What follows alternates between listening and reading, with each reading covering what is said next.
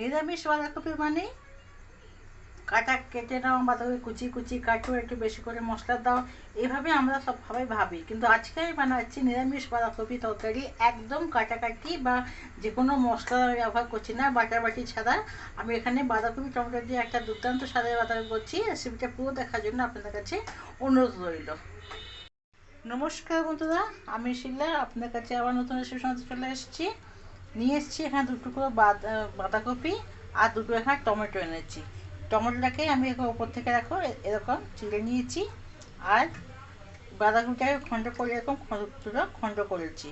এবার দুটো বাঁধাকপিকে আমি দিয়ে দেবো প্রেশার কুকারের মধ্যে। দুটো টমেটো আমি এভাবে দিয়ে দেবো, আর দিয়ে দেবো এখানে 1 গ্লাস জল। গ্যাসের ফ্লেমকে লো টু মিডিয়ামে রেখে আমি এখানে একটা সিটি দিয়ে দেবো।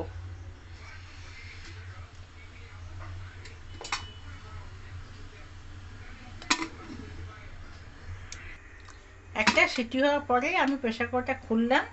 খুলে এই যে বাঁধাকপিটা আর টমেটোটা পাউচ করে থালার মধ্যে নিয়ে নেবো। এটা সেদ্ধ হয়ে গেছে।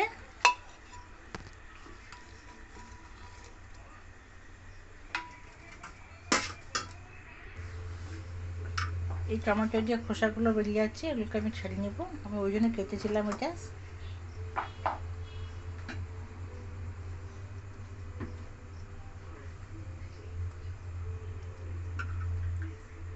টমেটোর খোসাগুলো ছাড়িয়ে নিয়ে ফেলে দিলাম। এবার যে বাঁধাকপিগুলো আছে এটা আমি এই ছুরি দিয়ে পুরো মিশিয়ে দেবো।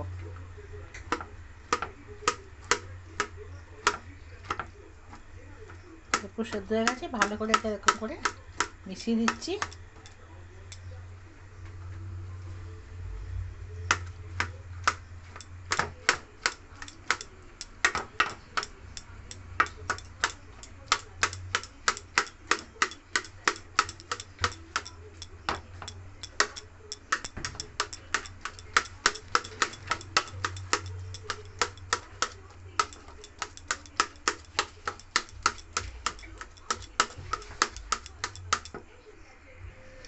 ভালো করে পেস্ট করে নেওয়া বসিয়ে দিয়েছি। কড়াইতে আমি দিয়ে দেবো 2 চামচ সর্ষের তেল।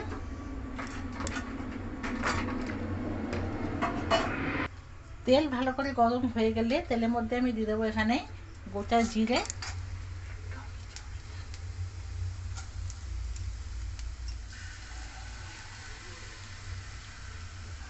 দিয়ে দেবো অল্প একটু হিং। নিরামিষ রান্নাতে একটু হিং দিলে গন্ধটা ভালো লাগে।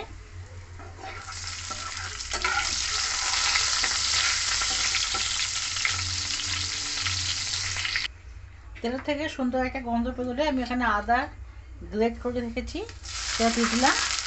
আদাটা ভালো করে তেলের মধ্যে কাঁচা গন্ধ বেরোবার অবধি একটু ভেজে নেব।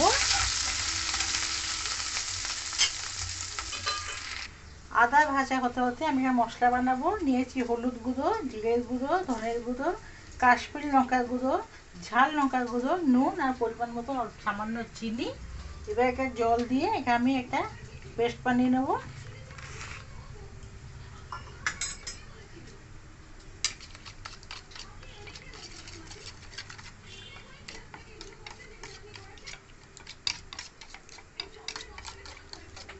স্মুথ পেস্ট বানিয়ে নেওয়ার পরে এটাকে আমি এবার এর মধ্যে এই আদা ভাজার মধ্যে দিয়ে দেবো।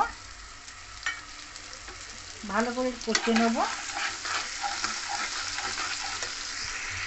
মশলা থেকে তেল ছেড়ে গেলে এই যেখানে আমি করে রেখেছি বাঁধাকপি আর টমেটো, এটাকে দিয়ে ভালো করে এবার কষাবো।